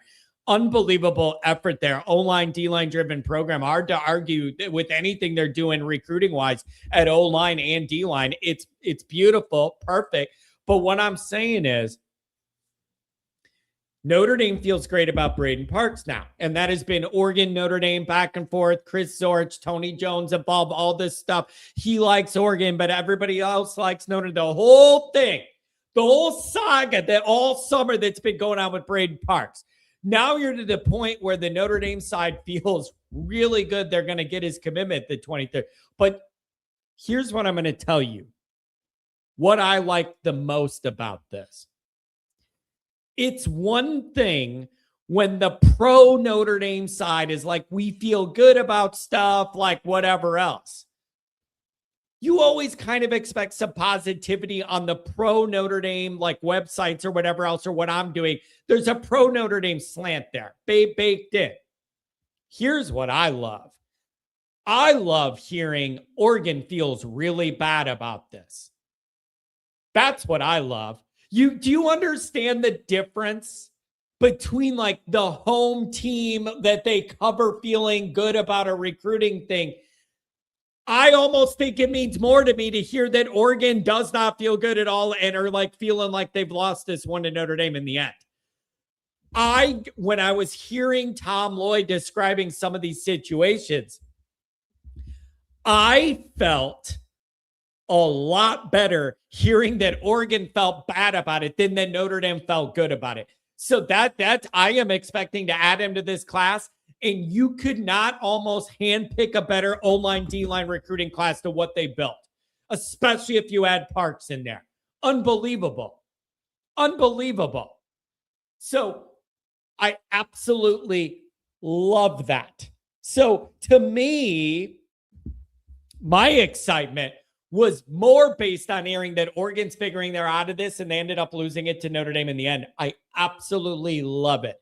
Don't count the chickens before they hatch, Sloppy Joe. That is why I like hearing the negativity on the Oregon side, not just the positivity on the Notre Dame side. So I really like that. When you have same thing with Simeon, the night before he committed and all that, when you're hearing from the other websites and boards like, nope, not feeling real good. That gives me a lot of confidence. So if you can add Parks to this defensive and offensive line recruiting class, that's primo, baby. That's primo. That's great work. Jay Carr. That wasn't even the interesting thing that I told you guys I was going to go over. This is it. Are they circling back on Henderson or looking for another linebacker? Only one in this class. I think there's going to be a couple things going on. They're going to look to maybe flip somebody committed somewhere else that they like. So I think there's some of that going on. But here's what surprised me. Tom Lloyd's talking about Notre Dame feels like they're not done with Henderson. I wasn't expecting to hear that or read that. But over the weekend, it was like, yeah, there's people in the Goog that still feel pretty confident about their chances to end up with Henderson in the end of a long recruiting cycle when we get into the season and we get going. So I think there's going to be an effort to flip a linebacker committed somewhere else that they like. And in a way, hear me out. If you're not going to land the initial commitment of someone, and then you're going to hunt a guy that's committed somewhere else, sometimes there's an advantage to that. Like, yeah, you would have liked to get a guy if you wanted him up front and he picks you. But there are some advantages to going and hunting to go steal a guy committed somewhere else. Like, you know the profile of that school they're committed to and whether you could leverage your profile or chances to be good over them. You know the exact dynamic. It's not you and 10 other teams you're trying to convince a guy you're better than. It's one team he picked, and you could find the angles to argue why you're in a better position. He should come to you. Here's the other thing. If a guy's locked in and committed to one place, you can figure out what that NIL amount is and then offer them way more, and that'll make anybody think about what they're doing. As much as you like your job, if a competitor offered you $100,000 more a year to do it, it's going to make you think about your next move. So I think flip season could be interesting They don't feel like they've totally lost Henderson and they're staying on him. And here's the other thing. Man, Notre Dame could have a really good year. What does that do for recruiting? What does that do for recruiting if Notre Dame is hosting? Can you get Anderson on campus for the Miami game and you're undefeated and feel that vibe and that energy and all that kind of stuff? Like, there's a lot of ways this could go positively for Notre Dame moving forward. But interesting to hear. They still think they're in it for Anderson. I wasn't expecting to hear that. See what you could do, and then just be like a bird of prey and identify some linebackers somewhere else and go get them. And so I think it's setting up nicely. Catfish, do I got you? Uh-oh, your bar is moving. I don't think we have good connectivity. Chicago's very own. Good morning, Tom. What's going on, brother? How are you? I'm doing fantastic. A lot of energy here on the morning show, Tom. What's Can new you in hear your me? world, brother? I got you. I can see you. Connections are bad. All right, try it again. We got a couple people with some bad internets.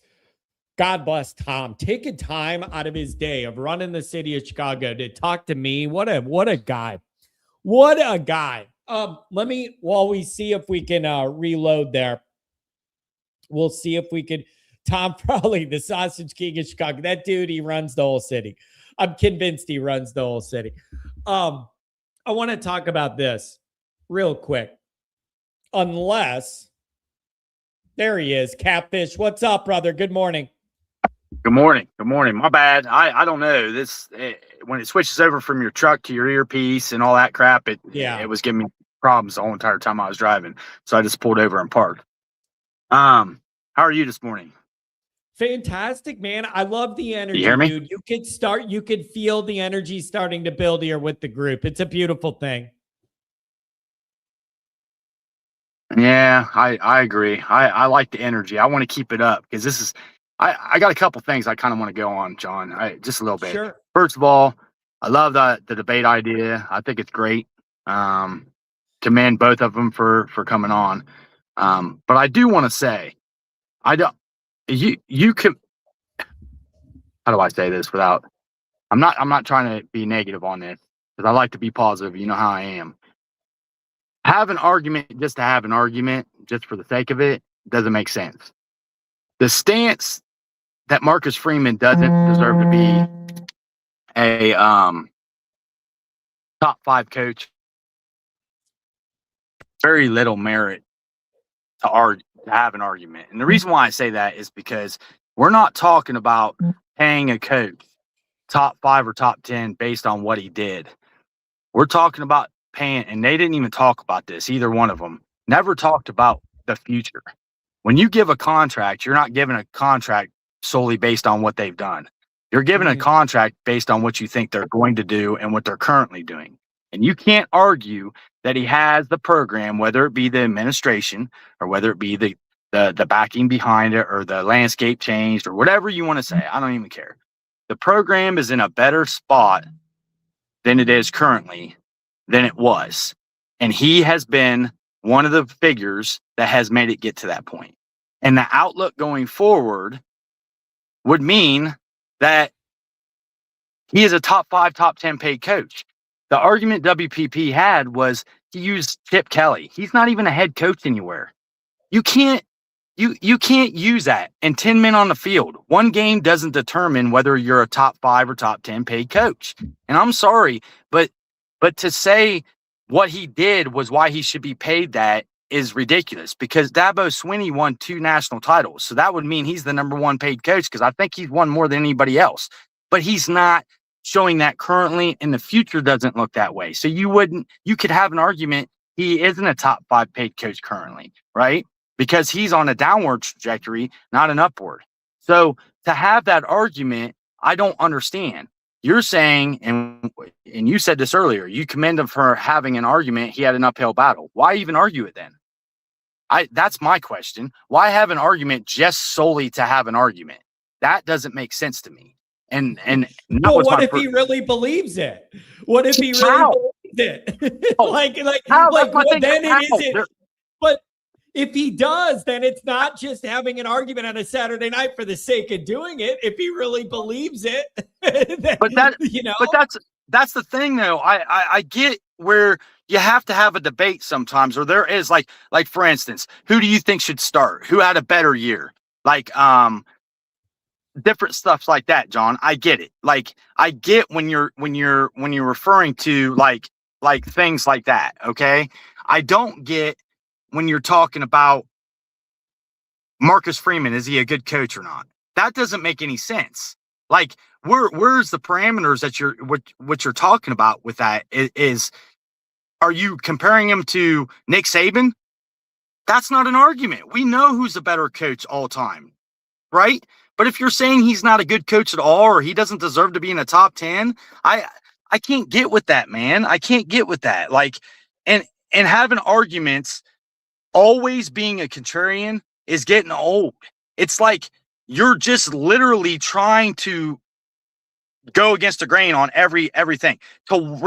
Cryan said on Patreon, he rewatched CJ's Carr game against Pitt twice.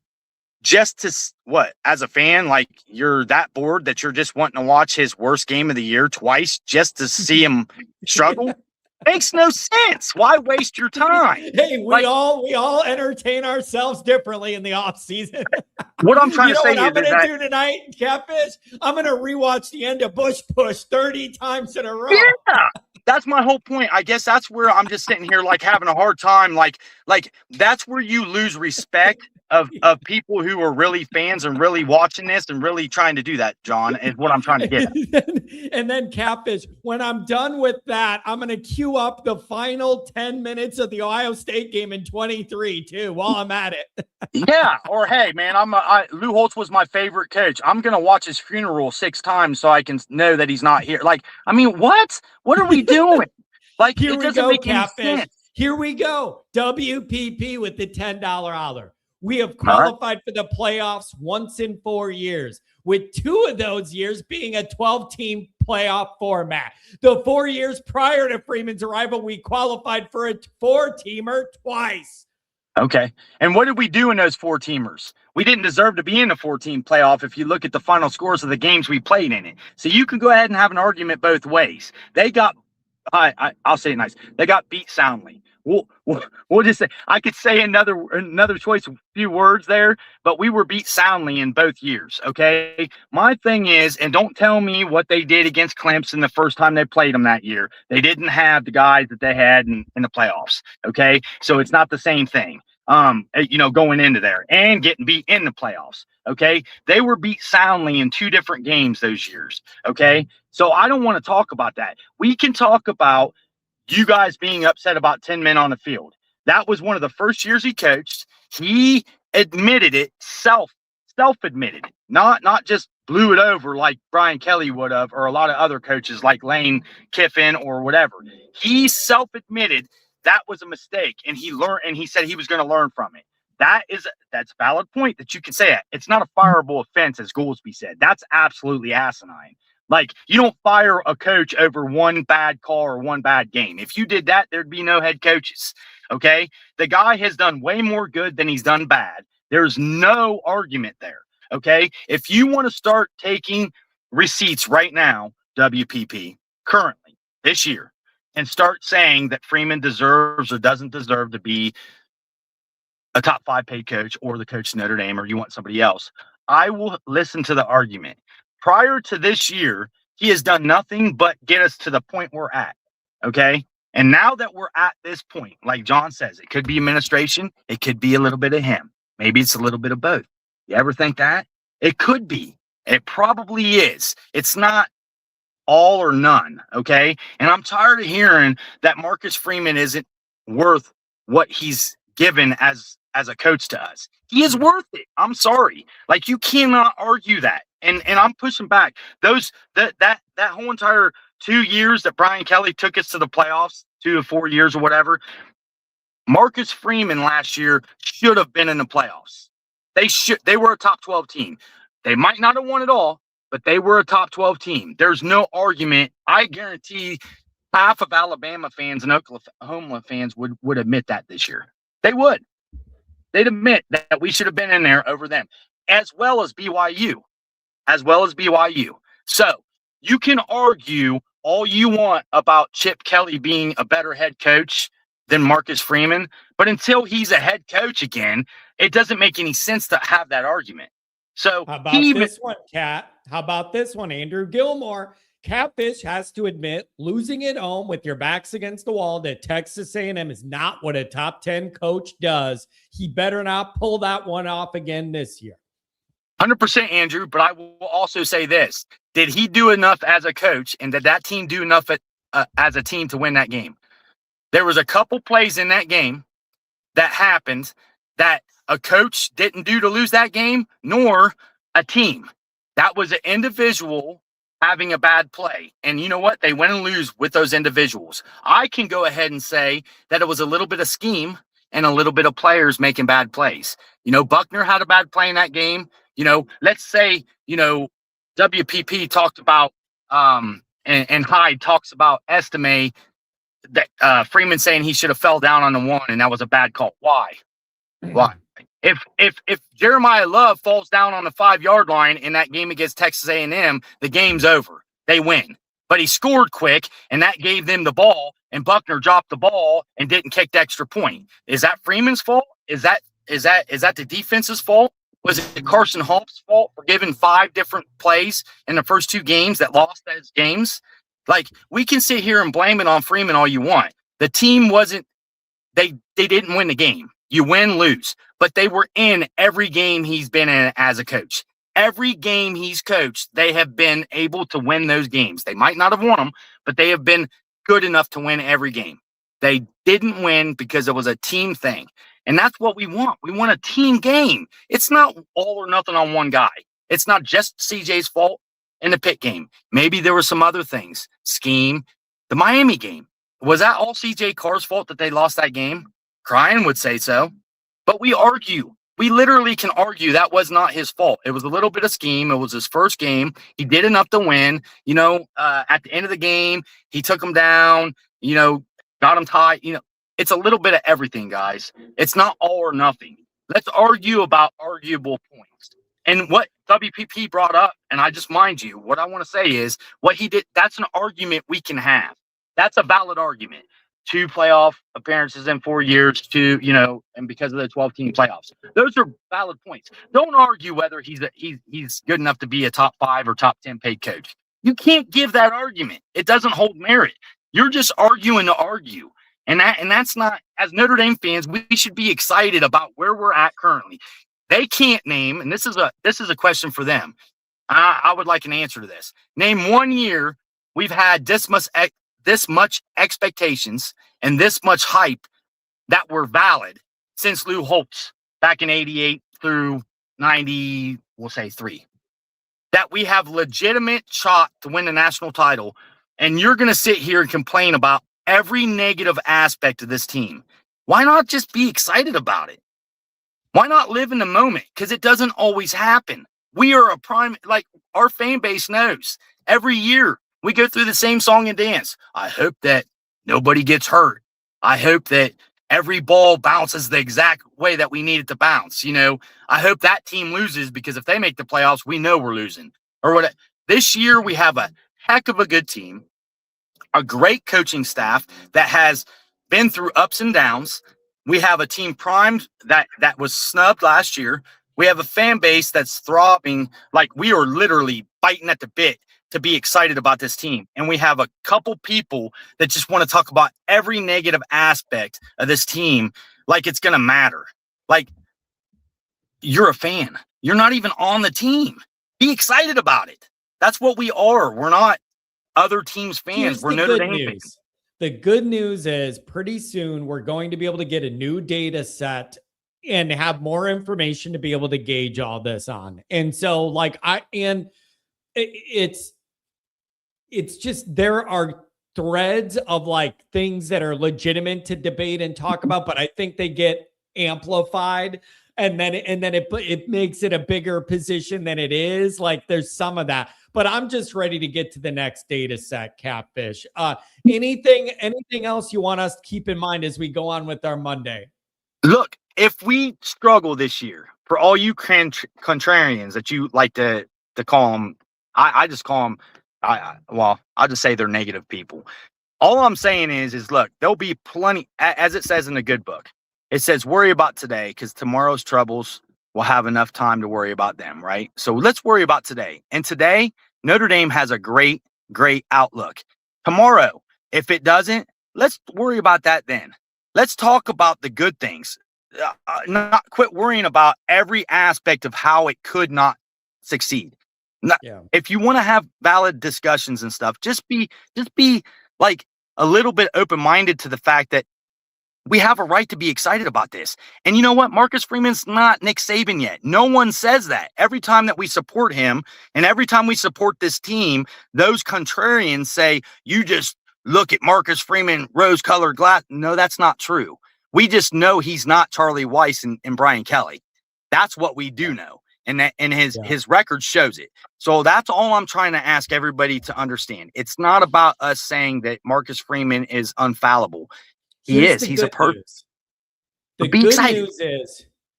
good news is pretty soon we're going to be into the next season and we don't have to worry about all this debating the past. We can live in the present. So like we're almost through this period. I think it's the long off season. It's messing with everybody and you just are ready for what comes next. I can't wait to just fast forward and then we'll be able to analyze this year's data and compare it to everything else. Catfish, don't let Crying Belly or WPP get in your head, man. Don't let them do it. Oh, I'm not.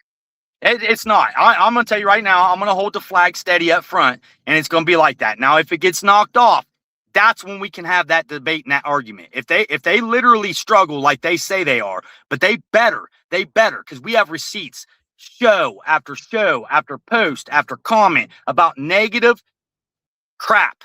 Okay, you see, I'm trying to keep it PG. My wife asked me to, so I'm gonna keep it PG. Negative crap. That. Okay, and I'm just gonna tell you right now that I just want them to be the same people with the same energy and the same smoke. I want them to go ahead and take that. And when we throw water on that crap, just like we did with rain, with all this smoke from Canada, it's going to move on out of the way. And they better just move on out of the way and just let us continue to be excited because I'm tired of the crap, guys. I'm tired of it. You guys need to be excited and support this team like we are. As Renee would say, stand on it. Okay? We're ready to fight because we're the Irish. Let's go. That's all I'm going to say. Catfish, have a good Monday, brother. Thanks for joining.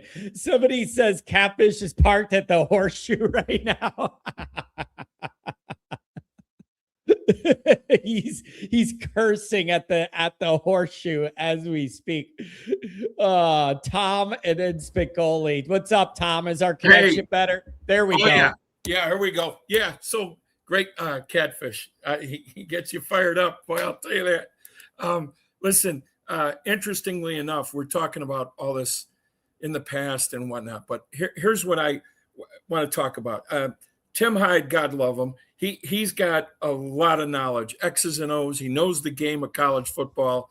And we were chatting earlier in the chat. We were talking about the coaching staff, and he brought up the linebacker coach, an experienced linebacker coach. And then I asked him, how does he feel the rest of the coaching staff is? He goes, he loves this coaching staff.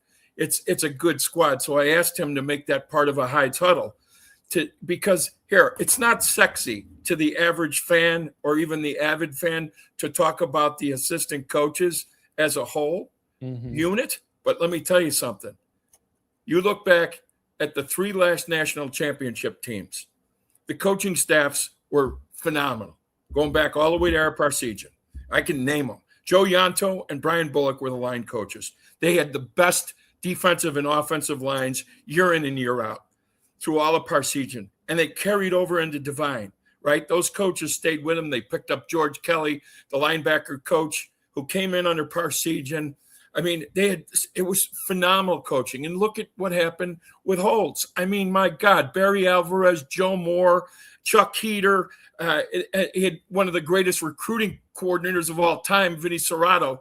So when you are starting to put that recipe together, and it does take time, right? So credit to Marcus Freeman. He puts a real top flight coaching staff together with the convergence of the young talent that are coming in. That's a recipe for winning, and winning a lot. So, like Catford said, all the negativity and the what ifs and all the what ifers, and he didn't do well in this game. He didn't coach well here. Okay, all right. You know what? It takes a whole coaching staff. So let's look back at the faux pas of last year real quickly. The first two ball games, they were not prepared to play Miami and Texas A&M. That's on the entire coaching staff. They did not have them ready to go. Period. End of story. But to Catfish's point, and God love them for saying this, they were in the ball game. So I don't necessarily think they got out-coached in the game.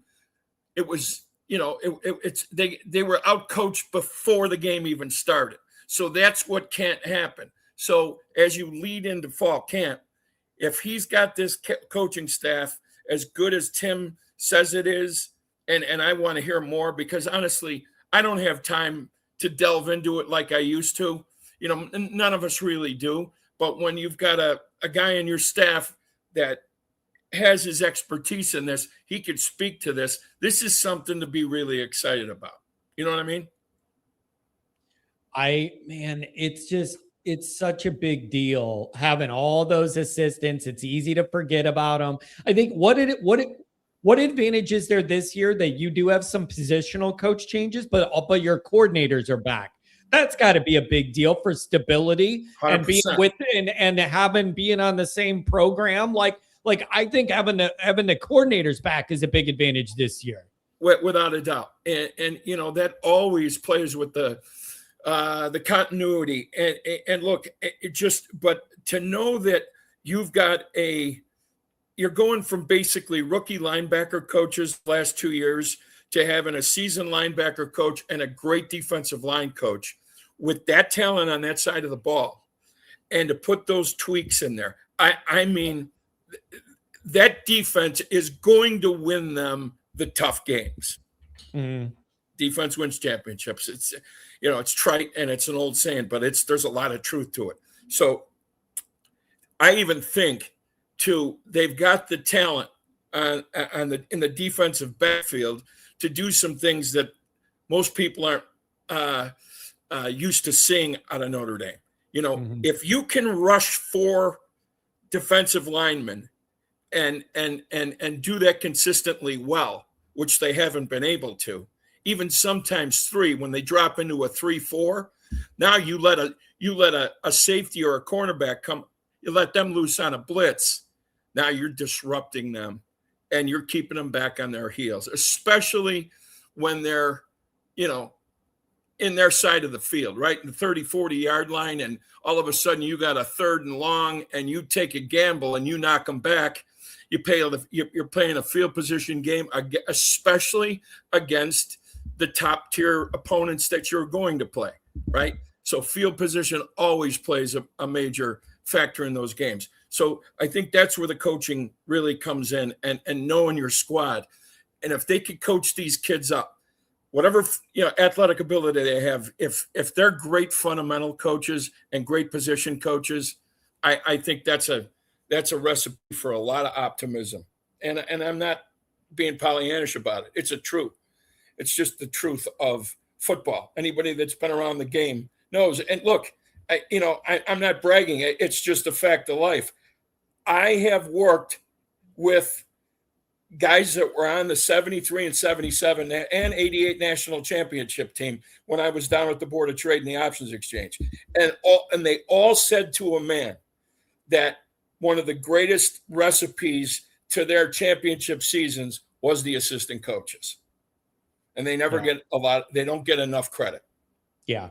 Notre Dame was unprepared. It was a confluence of a lot of negative circumstances that Notre Dame did not do enough to overcome starting last year. New quarterback, the new DC, all this stuff combined with playing the two most talented teams on the schedule, first and second. Yep. There was a lot there. The margin was small, and Notre Dame failed by one possession in both those games. None of those challenges or excuses exist this time around. You don't have that stuff. You don't have those things. And here's what we got. And here's what I've been thinking about most off season. So the next time they get a big time opponent, a really good defense, like a Miami or a Texas A&M defense, when they face even a mediocre defense and they put 8 or 9 in the box, you let CJ Carr cook. Throw that ball. None of this bullshit thrown to the out routes and thrown into the flat. No. You open that up with the receivers that you have on this squad, and you bury them, and then you run the football down their throat. That's the recipe. Yeah, and they've got the ability to do that. Yeah, man, this is Tom. We're ready to get the answers. Like, we're ready. All the questions, and it'll mess with your mind all off season. Like, I am ready to get the answers and the next data of where this is at. And it's just, we gotta get through another month and a half or whatever. But like, that's what it is. Everyone's just chomping at the bit to get the next data set to see what the truth is going to be of all these existential debates we've been having for the last 8 months or whatever. So like, I'm ready to get it go. Let me ask you this, Tom, and then we'll let you go on and run the city for the rest of the day. What is top of mind for you as camp gets ready to open? What are you going to be thinking of first when they finally get out there and start running around? Team health. Number one, stay healthy. And then number two, we got to find, Denbrock is going to have to let this offense cook, right? You're going to have to find out very early in camp we know Faison, right? We know Faison, and then whether it's Mylan Grant or whoever is going to emerge as the number one wide receiver, and then make your two tight ends that are going to get most of the playing time, make them your surprise package in the offense. That's what I'm looking for. Now, if this Ian Premer is as good as the advertised, that's a bonus. But, to be able to run like Tim Hyde was talking about earlier on it, and I think Goolsby even mentioned this was weeks ago, that the way the offense sets up, the way that the amount of talent they have, they'll be running a lot of 12 personnel. So, one setback and two tight ends. Boy, I love that, because it looks like it's a running offense, but there's a lot of things that they can do in the passing game off that. You get 2.66, 2.67 tight ends that have soft hands. That gets you that covers a multitude of sins. If he rolls him out of the pocket and there's a rush coming, he just flips that out in a 7-8 yard route. He picks up 10. It's a first down every time that ball catches, as long as he's in the clear. You know what I mean? I mean, the chances go up exponentially for picking up tight ends and moving the ball. Then it opens up the running game. So now what are they going to do? Now they got to cover. And I'm anxious, too, to see the underclassmen running backs, the freshmen and sophomore running backs. Yeah. I mean, these kids are supposed to be phenomenal athletes. It's going to be fun to watch. So to answer your question, who's going to emerge? Yeah. And I think, and I said in the chat earlier, I think I know by game 3, we'll know pretty much what we have, but that will be a continuing development throughout the season. Remember now, with the playoffs, it's a long season, and to get to the dance, you're going to play 16 ball games, right? So health is number one, and then continuing the development of these players. But if you don't have the offensive and defensive line, you're screwed. So, oh man, that's what I'm Tom, you gotta enjoy the next few weeks in the city of Chicago before all this real stress gets ramped up. I'm telling you, man. Hey, you have a good day out there running the city of Chicago. We'll talk You too, offline, guys. brother. Yeah. Have a God good bless. one. Have a good one. We'll see you guys later. Oh God, I love that guy's energy. Tanner asked just for like a rundown of the offerings on the Patreon. You get the Monday Night Raw live show with me and Goolsby just on Patreon every Monday night. You're going to get the all 22 game film reviews every game, the interviews we have with people, the community chat, Tim Ides breakdowns, Jack's recruiting breakdowns. And then we're going to add some features this year too. So we're going to have a robust offering over there. And then we will roll out some new options and promo codes as we get into camp starting. So we got a lot going on over there. Really fun community. Wine and cheese, $5 hour. When you want Indy to lose, so you could be right. You're not an ND fan. They don't want to be wrong. They want to be vindicated. They never got answers to just the questions. I wonder if some people that fall in that camp, I'm not saying anybody specific, but just some people in general, not even in our ecosystem. I believe this is true. This is the psychology, the school learning psychology master's degree coming through here. Some of these people love Notre Dame more than anything. They've been burned and they've been hurt their whole lives by it. And it is an emotional crutch to lean and expect the worst possible outcome so as not to be let down and hurt again. There are certain people who live that way. And they would rather think on the negative side than get their hopes up and be crushed every year. There are people who do that. And I don't think they mean to be like negative or whatever. They're protecting their emotions by expecting the worst so as not to be disappointed.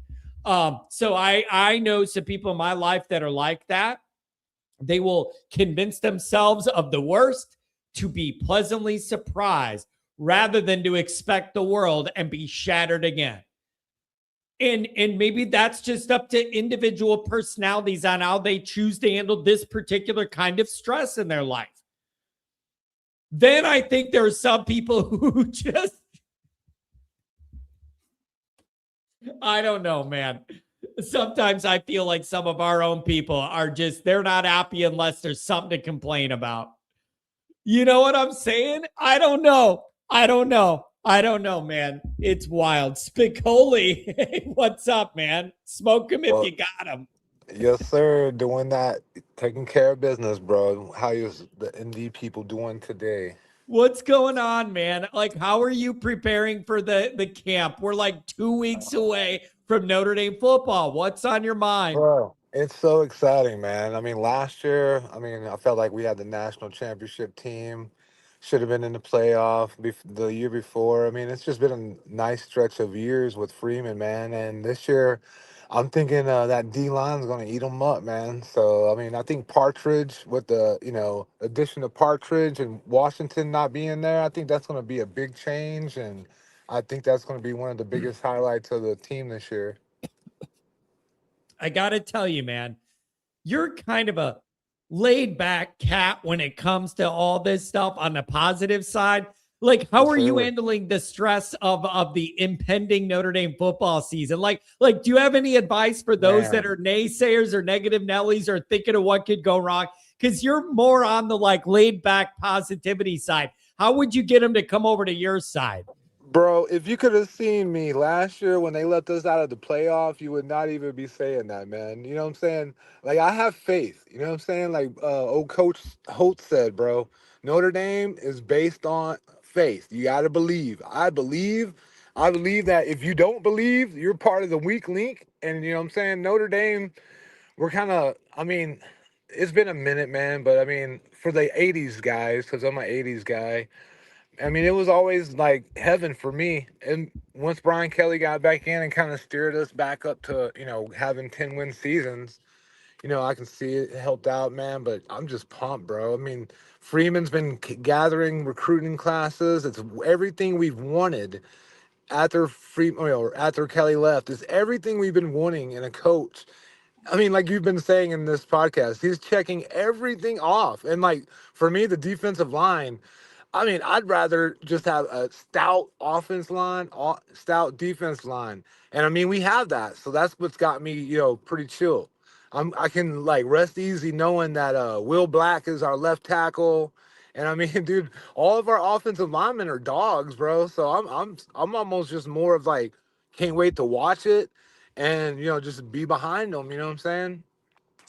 And it is there are a lot of things in Notre Dame's favor entering this year that are usually not in Notre Dame's favor. Whether it's the talent on the team at specific positions, I think are going to be stronger than normal.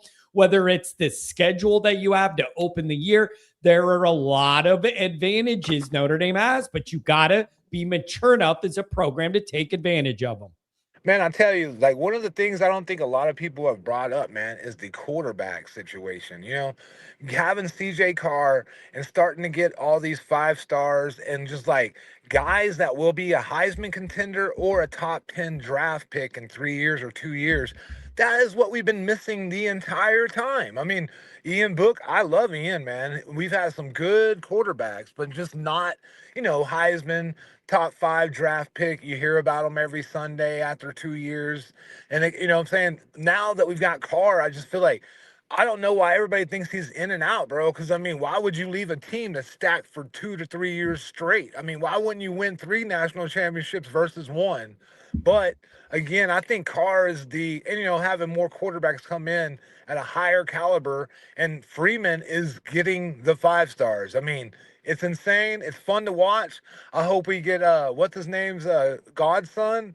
I mean, dude, just keep locking down these defensive guys. We've always had a good offensive line. I think we're getting over the hump, like you say. I don't want to see these guys just dominate the teams we're supposed to. Like you've said in the last pod, I agree fully.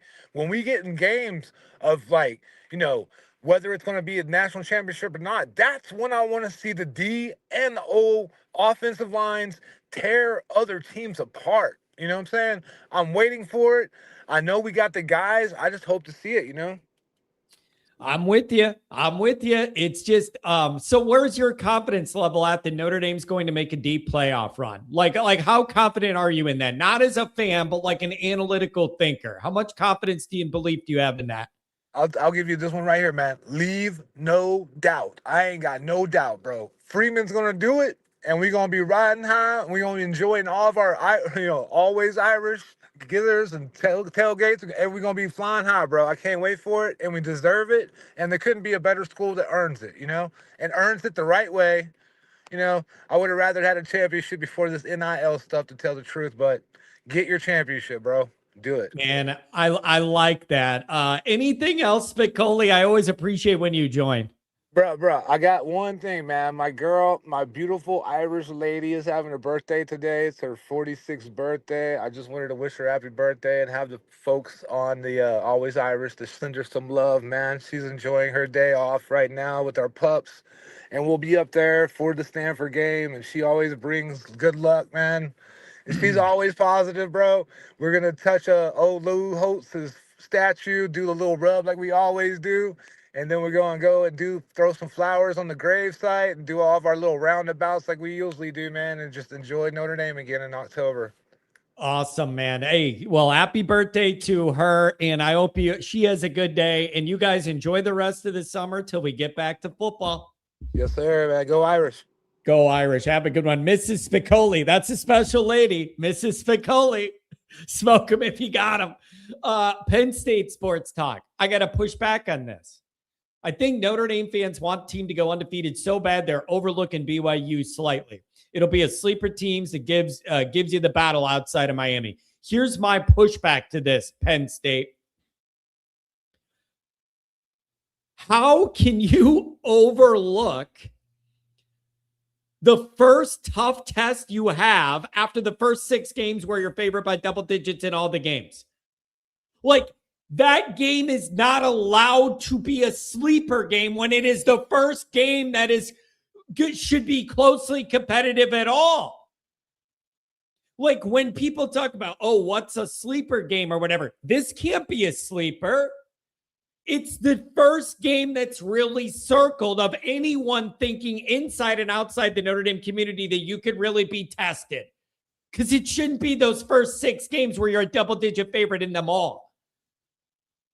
So there's no way that anyone could sleep on BYU when it's your 7th game and the first one that's predicted to be close at all. That does not fit a sleeper game. Losing to a food in week 2 is a sleeper. But the BYU narrative it's the dynamic makes it where you can't overlook it. It isn't sandwiched between other games that are way more interesting. It's not Miami, BYU, Texas A&M, and BYU's being overlooked in the middle with Miami and A&M or Ohio State or Texas or somebody. It isn't that. You got 6 games where you're a double-digit favorite, and then you go to BYU, your first real test. No one should sleep on that. And I've said this before. I'm going to say it again.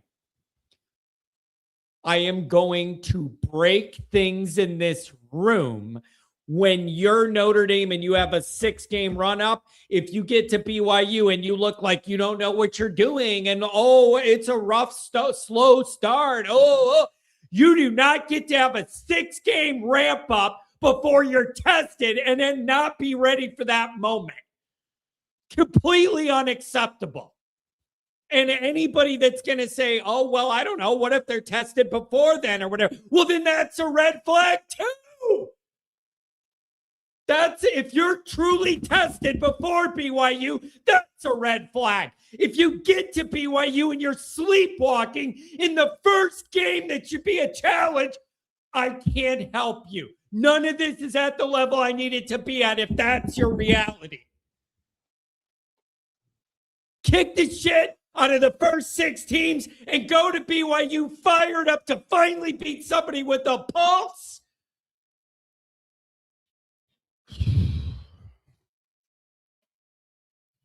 So that's where I'm at on it. But anybody that's sleeping on BYU, I don't even know how it's possible. So I am going to lose my freaking mind if this team looks discombobulated on the road at BYU or whatever, when you have 6 warm-up games. 6. And if any of those 6 are more than warm-up games, it's just more red flags. More fires to put out the Canada wilderness. I can't help you if that's where you end up.